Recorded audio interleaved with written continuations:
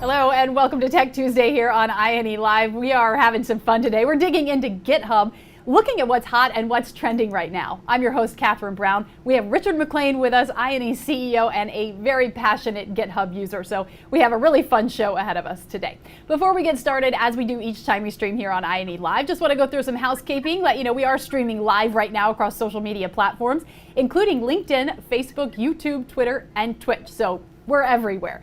Be sure to like, follow, and subscribe with the notifications turned on for whichever platform you're using so you can stay in the loop when we do go live. And of course, we want you to get involved. Talk to us, talk to others. The stream is already cracking right now. We've got people talking to each other, talking to us, already asking some questions. We have a team monitoring chat. If you have a comment, drop it in there.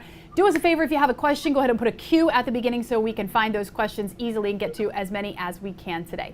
Now let's bring in Richard, no stranger here on INE Live. Richard has been working with INE since 2008 and has been the CEO for 4 years. Richard, great to have you here today. Thanks for being here. No, thank you. It's awesome. I know we talked about this a couple of weeks ago, and so just to get up here and see it come to life is awesome as well. So, yeah, excited to dig in. So, just jump right off the bat, starting off, for those not familiar with GitHub, with what it is, why it's such a great tool for IT professionals, Richard, can you just kind of break it down, how it can be used and how you use it? Yeah, I guess let me just back up a little bit. I mean, I think when we're looking at developing new courses and looking for what's happening in the IT industry, I think that for as long as I can remember, I've been using GitHub and looking at what's trending on there to kind of forecast a little bit about the future of technology and what's really popular and what's happening, and you can kind of see growth in certain areas over time. And so GitHub is a really great place where people can post open source projects of source code, or sometimes it doesn't have to be source code. Sometimes it's, hey, here's a bunch of interview questions if you're getting a cyber job or you're getting a job in networking. It's really become a community in and of itself where there's a lot of interactions, a lot of using the repository kind of culture, but in more ways than just source code. So it's a really great tool. Yeah, and as we were talking in preparation for this show, I know you use this every day. You say you scroll through it every night, just looking for what's popping on there, going through the repos, really. It seems you use it as a tool for learning these new tactics and just absorbing new and fresh ideas and ways to do things. Is that something that you feel like has contributed in a great degree to what you know now? Well, I think it's really hard, because there's so much stuff happening in the IT community today. There's so many, whether it's AI, machine learning, or cybersecurity threats and all this kind of stuff. It's so hard to stay up to date on what's going on. Right. And so I really challenged myself early on. I mean, obviously I started, in software development, and I was a programmer, got a master's in software engineering, and really was, I love the development aspect. I love to be able to take an empty text file and convert it into something useful. I just thought I always wanted to be a carpenter and build stuff, but this was my way of doing that without getting splinters. And so I think you use this as I would go through every night, go through the trending and see what's happening today and download the repositories, try to get them to work, try to get them to load up on my machine. And I was thinking hey, this routine that I'm in, it would just be great to get that out there and kind of share some of what I go through on a pretty much a nightly basis, and just kind of get feedback from our community and see if that's helpful to them to kind of showcase some of these projects. And just it's more about the methodology and how you approach these things and turning that into a routine for yourself to really stay ahead and stay up to date on the latest and greatest in tech. And I think also, once you start getting in and you find some repos you love and really start, you can commit back to the repos. And, from a resume perspective or from a job perspective, I really think that is a big boost too, because people do start looking at, let's see your commits on GitHub if you're in the IT industry. Yeah, so one of the coolest things I think about today's stream is, Richard, we have you on a lot to talk high level about INE as a company, things that we're doing, things we're looking into, but you are one of technically the smartest people in the industry. And so really giving you a platform to showcase your knowledge and your insight and allow people to ask you questions, I think is a great value to our audience. So with that, I'm going to kick it over to you. Let's see what you go through on a nightly basis here with GitHub and take us through your routine and teach us a little something. Yeah, so I mean, let's just dive in. Like we go, like pulling up GitHub. Really, where I start is I go into the Explore tab here and just go into the trending projects or the trending repositories. And as we can see, there's a lot of kind of a top list of the currently hot projects within GitHub. Typically, kind of view this list on a date range, going more of like a week to see kind of what's happening. And so I've already kind of pulled some of these for this week, but we can kind of see. There's one called here like DevOps exercises, and I saw this and I was like, oh, this would be great. We're moving a lot of our instructor time and a lot of resources over into cloud development, and just kind of digging through here. And you see like, there's this code aspect of like, there's, these repositories, these workflows, these scripts, but there's also, if you dig into like kind of what, in particular this project is doing, it's saying like, okay, here's a list of kind of hot topics in DevOps. For example, like somebody might not be very familiar with containers, so we can dive into containers and we can see like, oh, there's exercises and solutions. So if, you kind of look at this is like a free course, right? This is somebody has put together, I think it's Bergman Ari. This is the kind of the creator here, put together, kind of free course that people can push to and upload new content to. And the exercise being like, hey, run some containers. Okay, we're going to make sure Docker's running, and we're going to run some containers using the latest Nginx, which is a web server, and then list the containers. So you have the exercise here, and then over here on this side, it's really the solution and how to solve this. And so I think if we look back and we say, hey, these are the trending things that are happening right now in DevOps, and let me just get a little bit familiarity with it. I'm not too familiar with, for example, Kubernetes. And so going through this would be kind of like just going through some of these exercises and understanding like how Kubernetes works, how to set it up, and really walking through, a day-to-day and just an intro really into Kubernetes. And some of these actually get pretty in-depth. Obviously, we can look at Git. This is kind of what you need to really get familiar with if you want to learn GitHub. There's Terraform. I really like this project, the way it's organized around these kind of technology topics, and it really, looking at it from my perspective at INE, you can look at this and say, okay, these are kind of where the market is pushing, right? It's pushing towards Kubernetes. It's pushing towards Prometheus, and you kind of see, what's trending there with, these technologies. And some other ones. So if we move on to, another example here, this is in the top list as well. This is like a JSON Visio. And this, I'll just give you an example of kind of a project here. Visualize your JSON. JSON is like a markup language. There was this battle between XML and JSON early days. I think JSON has kind of capitalized the market, but we can see like, okay, we can visualize and have a JSON viewer. Okay, this is pretty cool. So like it goes from, I see this and I say, well, how do I run this? And pull up a terminal here, and we can just drop into a directory here, and you come up here on this side and you can just clone this project. And so that's going to basically pull all this source code directly into our computer, and we can kind of see it's. I can log in here with one that's. I'm sorry, I'm set up on SSH, so I gotta log into GitHub here. Second. This is what happens when you change browsers to make sure you're running a clean install. All right. Just if you're logged into GitHub, you'll get the actual SSH one with your keys all set. Okay, and so we see that we pulled it down, and now we can just CD right into that. Oops, grab the wrong one.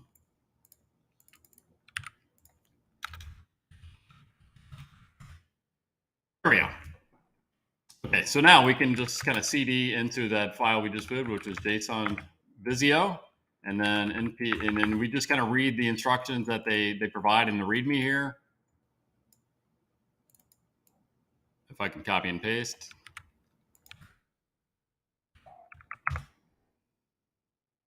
We got to make sure we have like npm install, which is based on Node, and if anybody wants kind of help getting every an environment set up, I think that's also a good a good course, but also something I think you can find in the DevOps exercises on GitHub, as well as some courses in INE. But just make sure you can type like which npm, and it kind of shows if you have it installed, and you can check versions.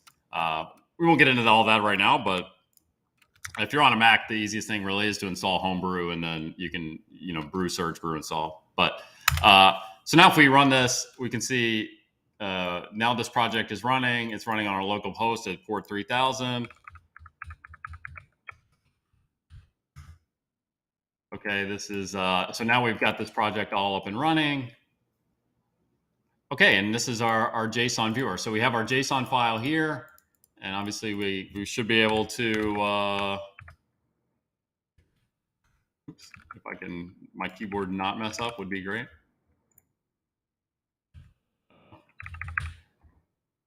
And so we can see this project is working, and we pull it in, and it's like, oh, okay, cool. We got a good way to visualize our JSON. And so then I think like the next question comes to my mind is like, okay, well, what is a good use of this? And so I would go to like something like my.ini.com, and I would click on a course. Let's see. Let's go to Keys course here. And if I inspect the element here and go to the networking tab, I should see, if we refresh here, I should see some network data coming down. Because I know that INE uses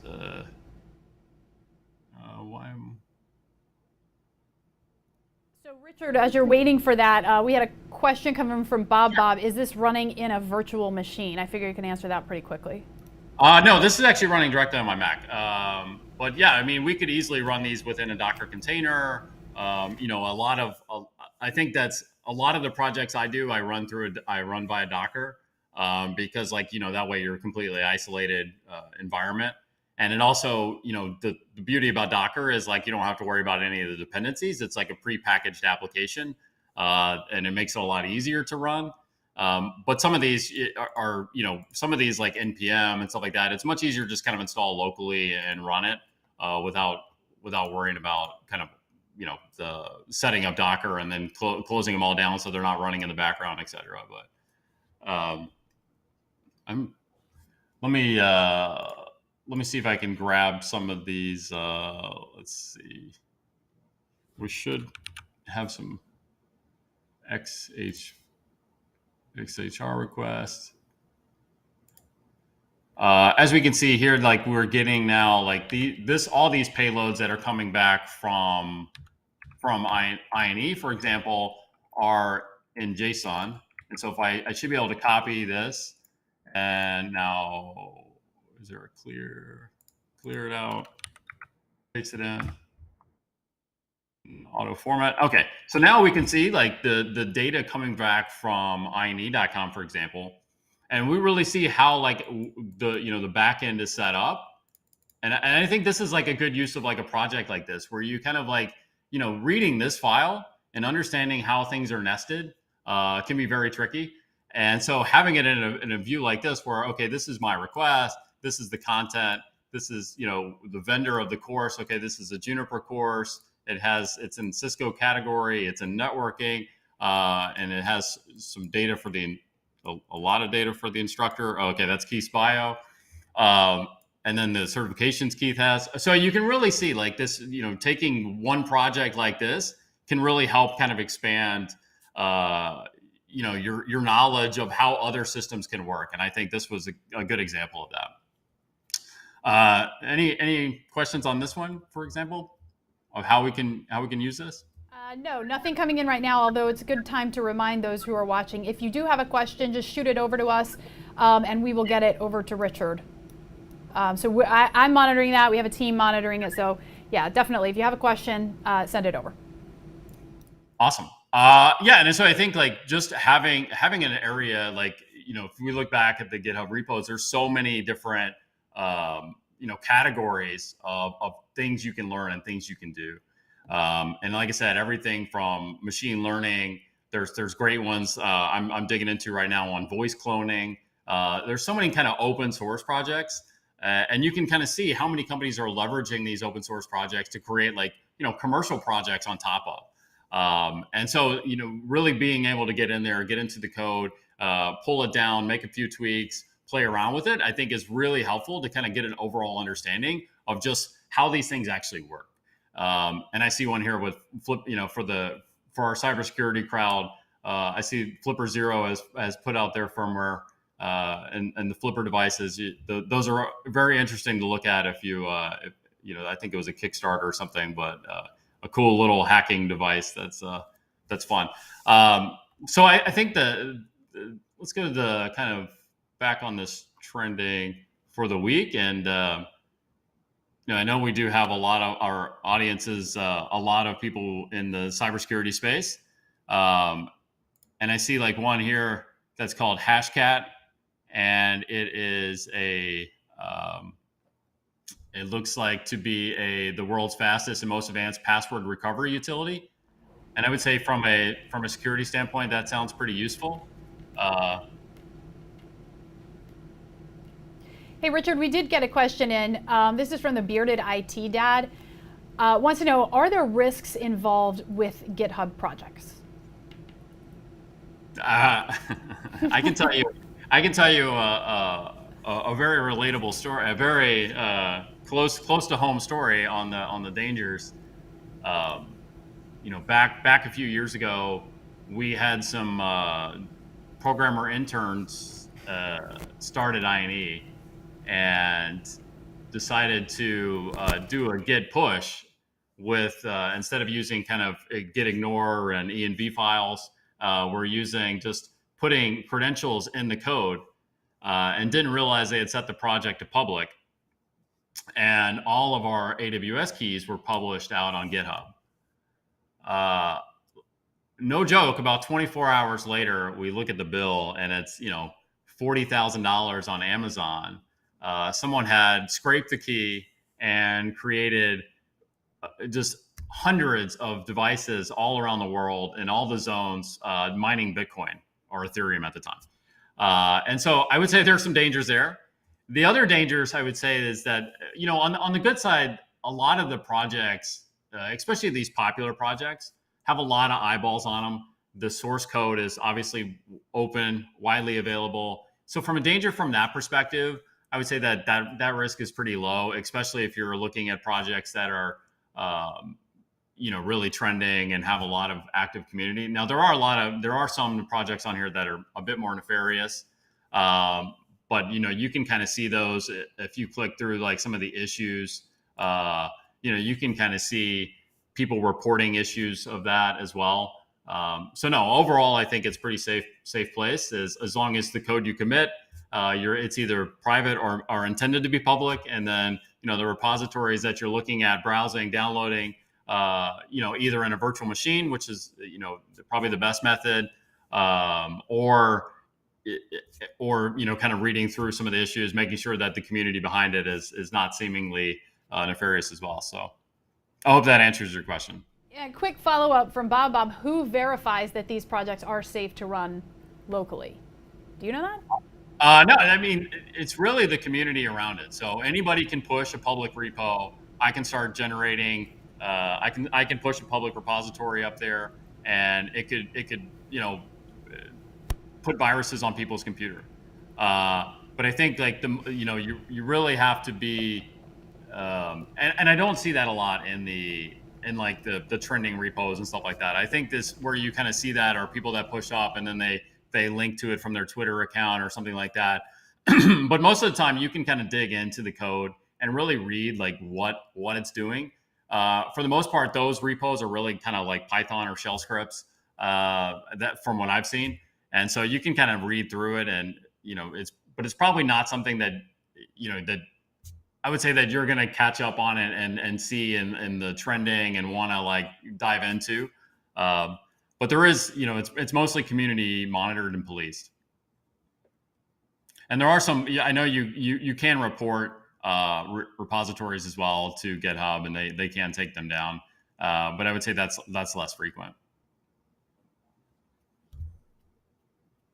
Does that help? Perfect.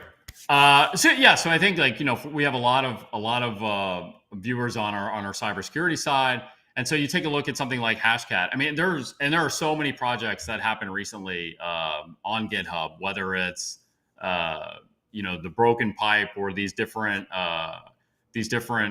exploits that have 0 days that come out and people show how to exploit them. I know we've done a really good job of kind of taking those and putting up labs for them. But it's also something, if you want to get into the code and you want to kind of figure it out and understand how the exploit actually works, I think this is a really good place to do that as well. And so, for example, you look at Hashcat, and I could go over to somewhere like our attack defense labs, and you can see like we have an entire under password cracking here, getting started of why you'd want to do it, what are the basics, and then from there into hacking, cracking these different types of files, whether it's MD5 or whether it's SHA or different encryption types.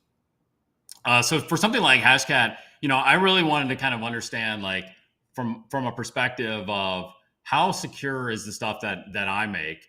I think that's one of the things that we pass around a lot of files here at INE. Sometimes we create Excel files, and they're probably labeled like highly confidential. And so I would want to take this file and save it. Let's see. We can do a passwords on this file. I'll just be like a normal user. Thinking oops.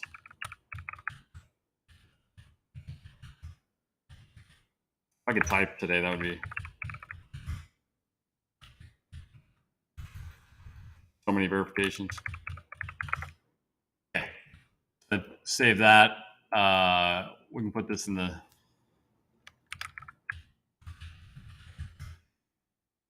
Now we have a very secure. We can try to kill this.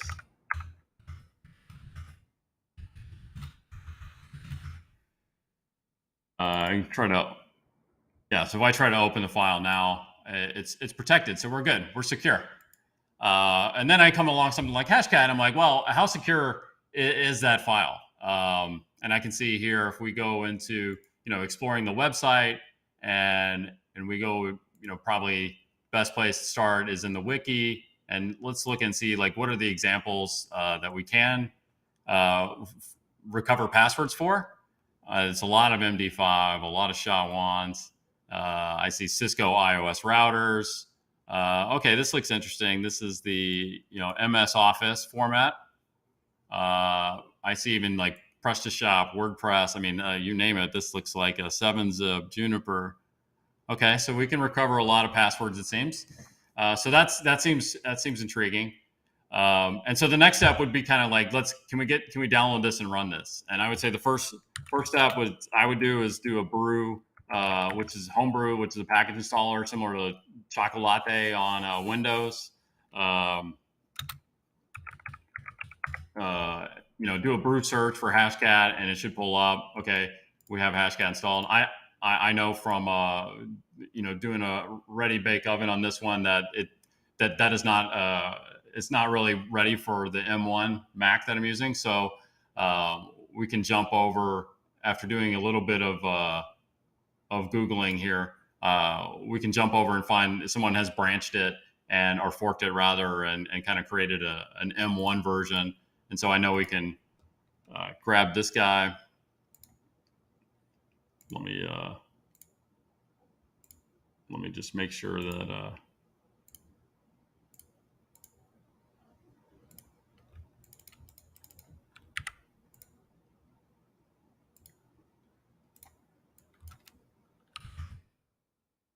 yeah, let me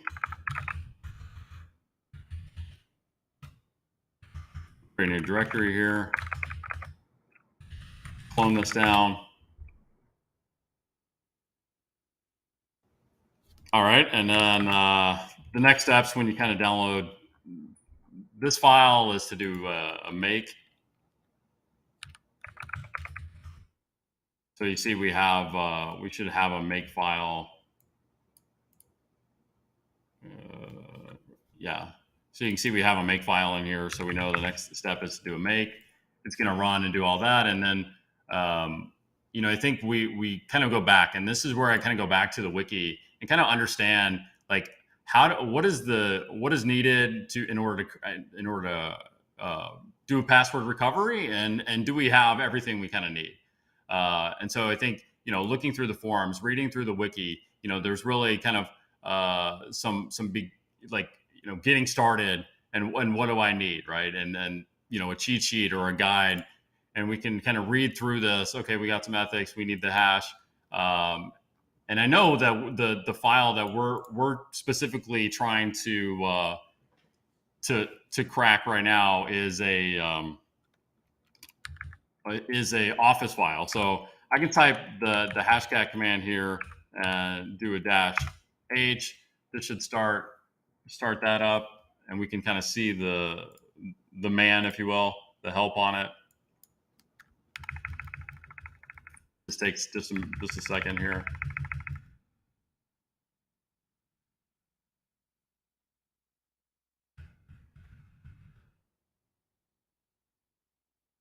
Maybe more than a second. There we go. Okay, so I mean, this is probably one of the most extensive helps I've seen on a command. So it's listing all the hashes. These are the different types, as we saw on the wiki. These are the different types of applications or hash types. You know, if we look something like old WordPress, you know, we know that's an MD5, for example. You know, here's Kubernetes password recovery, and we're specifically looking for the Microsoft Office. It's 100 is Office 2013. And so that's our hash mode, but we need to find the hash first, which is, I think, like that's where we're going to need some other kind of software to really get a hash of our file, and then it looks like we're going to need if you look back at the command here, we're going to need a dictionary in order to perform the hack. We're going to need kind of something that is a dictionary of words or potential passwords that it can kind of try to brute force attack our file. And you can kind of see this is where I really like to start on these examples and understand. Okay, this is my mode. I'm going for 400. Is my 400? Okay, I need a hash file and I need a dictionary. So the first thing to do is really find, like, how do I get the hash file? I've already done a lot of the Googling for you. So there's Office to John, and I think John is referring to an app called John the Ripper. But so we can just we should be able to just kind of wget Office to Pi, and now we can run kind of Office to John. Okay, so we know it's looking for our file, and I'm going to try to remember where I saved that. Our super secret confidential file. Oh, it's up a directory. It's up 2 directories. So we can type off it. We can do the same thing and we named it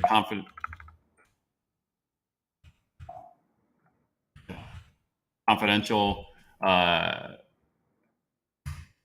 Okay, so now we have, let's pipe that into a hash.txt file. And now let's go back to the example hashes for Office and make sure that looks good. Search for it. Okay, so So Office 2013. So it looks like our Office to John, it outputted the file name in front of the hash. So we can just edit that real quick. Our hash dot. I could type, that would be great. I see.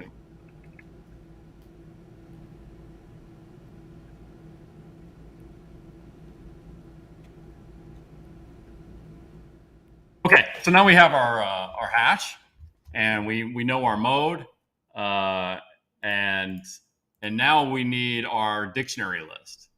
And so I think this is I think if you were on like Kali Linux, there is a pretty known dictionary called RockU, and so I think we can we can kind of Google that, or we can.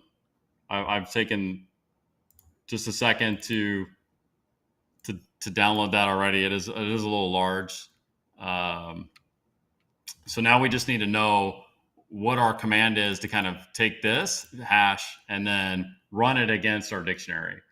And so if we look at, let me just move the dictionary here. So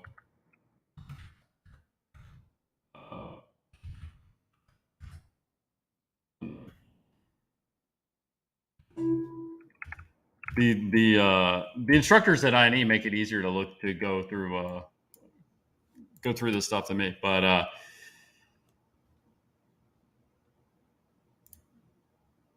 just gonna pull in that dictionary file. Yeah, it's 140 megs of just line by line. I can actually just pull it up right here and show you. I don't know if we're going to be able to. I don't know if we'll be able to read the whole file here, but we can just. But you can kind of see it's just a file, and we can.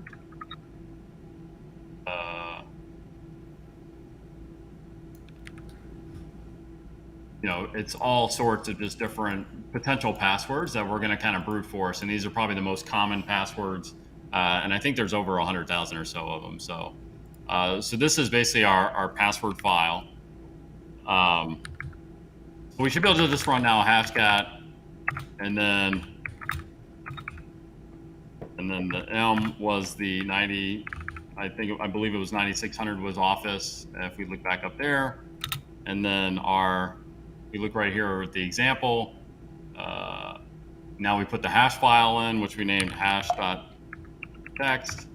And then now our dictionary file, which I'll just paste in the source, the location there since I have trouble finding it. And then we can run that. It's gonna start using the M1 Max chip here. So hopefully, according to Apple's marketing material, it should be quick. Hey, while you're waiting for that, Richard, we've got a suggestion here that this transitions into a course from you. So just put that in your cooker. Yeah. I would love to do some courses. I think a fun course. I think a fun course would be building an arcade with Python. So, all right. And so if we look now, this is finally cracked. You can kind of see the status here. It has cracked our password, and it shows you kind of all the outputs here. I mean, that was pretty quick. Let me see. Let me try to pull up. Here is my confidential.xls file. And so it sees the passwords right here. I put in test 1, 2, 3, 4. So we paste that in, copy and paste it. There we go. Now we're in the file just by cracking the password. And so obviously this could be used for good or evil, but I like to think of it as sometimes I create passwords for files and I can never remember what it is. And so, it's at some point you kind of stop and then you stop putting the passwords because you can't open your sheets anymore or Google Docs, not Google, but Microsoft Docs. But you can really just see how easy it is if you use common passwords, if you don't use kind of best practices, how easy somebody can kind of just take that, especially a lot of times you can do, file type searches on Google, find these files that aren't supposed to be public, and easily reverse engineer the password from it. So yeah, I just kind of wanted to walk through, and this is kind of that 30 minutes is like typically what I do in an evening, pretty much every evening, and kind of go through and try to just figure out how all this stuff works, and then yeah, that's kind of so any questions or anything like that would be more than happy to go through anything else. Yeah, so this is actually just a question for me. So you do this every night, and you go through a different repo, say 1 or 2 per night, right? Just kind of what's trending, what's hot. Well, you make me sound kind of nerdy talking about it like that, but calm like a sea. I literally pull this page up every night and I read through literally all of these, and sometimes I'll go over here, and on the language side I'll do either PHP, Python, or kind of just like CSS. Sometimes I like to look at like, hey, what are some cool new front end stuff that's happening? Really trying to filter it down a little bit. And then, on a lot of these, like if it's Flutter, it's like, oh, what is Flutter? Okay, well, I read through it, and then I build a Flutter demo, and then I'll do the Flutter kitchen sink, and then like just kind of understanding like what Flutter's pretty cool with encapsulation of HTML entities, but some of this stuff you just go through, and like it's just so fun to kind of like build these projects out. And I think it just gives you so much of an understanding of like how just these things really work. And some of the times you find like really cool projects that like you feel like could be useful, whether it's in I&E or in my personal life or whatever. You just find stuff that's like really kind of, I think like fun, and it's like to me, this stuff, just diving into these things and really getting into the weeds is really fun. So yeah, every evening, just. There you go. You know where to find Rich now. No. All right, we had another question from the Bearded IT Dad. Were there big changes when Microsoft took over GitHub? Surprisingly, no. I think that we haven't really seen, any major, and it's so funny because at the same time Microsoft was acquiring GitHub, GitLab was becoming more and more popular. You obviously had like GitHub, GitLab, and Bitbucket were kind of like the 3 that were competing in the space, and but you still like GitHub has still become like the de facto repository for open source. Obviously, a lot of businesses moved to GitLab, but I think when you look at like open source spreadability, community around it, GitHub is still, post Microsoft, pre Microsoft, really haven't seen much change there. I think though on the one benefit, you can now create private repositories as an individual, which previously you were kind of limited in that you weren't able to create private if you were just non-paying individual. So another question coming in: do you test things? I assume this is asking you and the way you use. Do you test things from GitHub in a sandbox first? It depends what it is. But I do, like I said before, I do really, I utilize Docker a lot. And so some of these projects, like if you think about like Hashcat, for example, I know we have some, like I said, we have some great examples here, which kind of puts you in that container mode. So I will look on I&E, I will look on Pentester Academy to see if there is something kind of already out there. And then the next place kind of going is like the Docker Hub. So if you look at here, you can kind of start exploring some repos. So we can look here, and there's already a Hashcat build of Docker, right? So you could easily be able to kind of just create, Docker pull into this repository and kind of go through, kind of go through the same examples using a container instead of your own machine, which that obviously prevents a lot of dependency issues that arise. I mean, that's the number one thing you're fighting is like dependencies, whether it's Python code or whatever, it is like, fighting through, we used to call it DLL hell back in the Microsoft days. And now it's kind of dependency hell for some of these projects. And I think that's why Docker and these container services have really taken off, is to prevent that. So looking at this from like putting myself into a management position, right? Someone who leads a team, an IT team at a business. Is this something that, say, a manager should encourage their team to be doing on the regular? Like, you're a CEO, you're doing this every single day, right? Is this something that managers should be encouraging their IT teams to get on here, explore, get their hands dirty, that sort of thing? Yeah, I don't know about, I don't know if I would tell my teams to do it every day, but I think like having your teams, I think having them exposed to what are these new topics, new trends. Like I said, especially on the cybersecurity side, there's so many that come up from exploits that are out in the field, and then people will chime in like how to patch your systems. Like it's so quick. It's such a live community. It's really, I mean, usefulness is exponential there for that. For things like if I have a team that's programming in C#, MVC, kind of MVC, C#, ASP.NET, and I'm looking over here and I filter down these repositories. A lot of times you'll see things that just kind of expedite a workflow, whether that's kind of like a GUI model builder for your model view controller, or if it's a pipeline for your CI and it goes into Jenkins or Azure pipelines or whatever it may be. Like there's a lot of stuff that can like really save time, and I think just the commitment to go through the stuff just kind of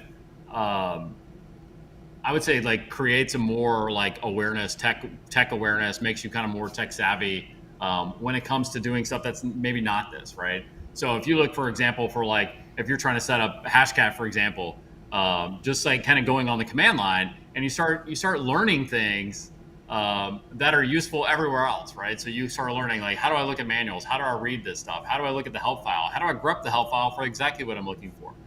These kind of things. And I think like that stuff carries over to, every other aspect of your job, especially from a technical perspective. Yeah, Richard, that goes back to a conversation you and I were having, I think, last week, is that, peripheral knowledge really does help you zone in and be more knowledgeable when it comes to very, very specific issues. So awesome. I love the comments coming in. Rich, you'll get a chance to read them later, but just everyone, thank you so much for taking the time to watch, to comment. I know this is really special to have Richard here and just giving us some really technical information and guidance. We are going to work to make this a more regular thing because, as we know, Rich's nerd and does this every night. So we're going to tap him once every couple weeks. Wow. Yeah, and I would love to get some of the creators of these projects on as well and kind of understand their methodology and their thinking. And I think that would really kind of expand it out to really get a deeper understanding of kind of why these are created and why would you put this up for free, for example, these tools and how to build a community around it. I think that would be super useful information and really interesting in my point of view. So let us know, like in the comments or on Twitter or wherever, what would be interesting to you, and we would love to get your feedback on that. Absolutely. We will. We're reading all the comments. We'll go back, take them back to our group and try to execute on those. Richard, thank you for being here. Anything else that you want to share before we take off? No, I'm good. I think this is fun, and so just hit me up on Twitter or LinkedIn if you have any questions or comments on the stuff we did today, and then we'll see you next time. Cool. Thanks, Rich. And we will be live again next Tuesday, May 10th. Join INE Blue Team instructor Jason Alvarado for a live demo of the all-new Digital Forensics in-Browser Lab. You can learn new techniques, take notes, get your questions answered with our live Q&A. Be sure to like and subscribe on the social platform you're using right now so that you can stay in the loop for details anytime we stream and get those notifications when we go live. As always, next week, bring your questions. We'll see you next time. Until then, have a great week.